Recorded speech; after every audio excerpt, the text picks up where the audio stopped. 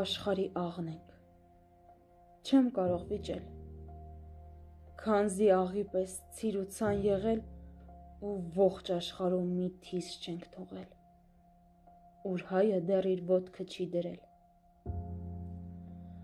Աշխարհի աղն ու համն ենք, բոլոր ազգերի հետ հարմարվող ենք, ու լավ օրից չէ, որ տարածվել ենք ու ողջ աշխարհին համ ու հոտ տվել։ Ես ողջ աշխարհից հավաքել, բերել, աղս իմ տանը պահել եմ ուզում։ Փույթ չէ, թող համը կորի աշխարհի, հայիս ես իր տուն բերել եմ ուզում։ Թող քանի լեզու սովորես, գիտես դու այնքան մարդ ես, համամիտ եմ ես, հայս իր լեզվով հավերժ թող խոսի, ու իր մանուկին հայերեն կանչի։ Ու նորից այն մեծ հայքն եմ ուզում, Վան, Մուշ, Անին, Կարինն եմ ուզում,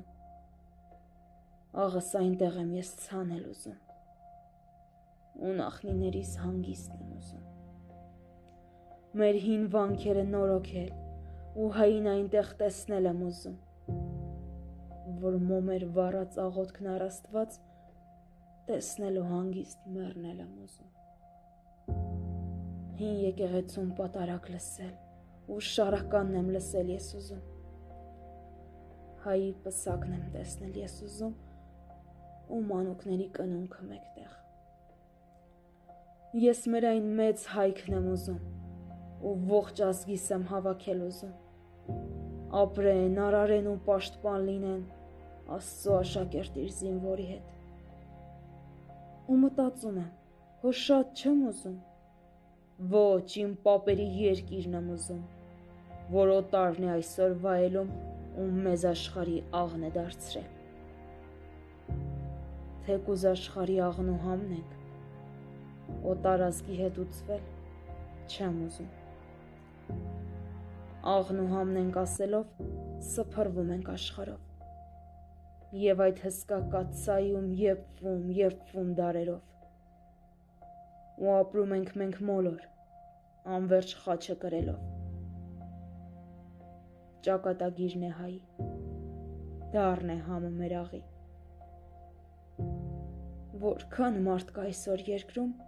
նույնքան սրբացած երկնում, հանուն երկրի փրկության զավակներն են դրախտում։ Աշխարհում կա՞ մի այլ ազգ այսքան սրբեր դրախտում։ Մեր ցավը մեզ,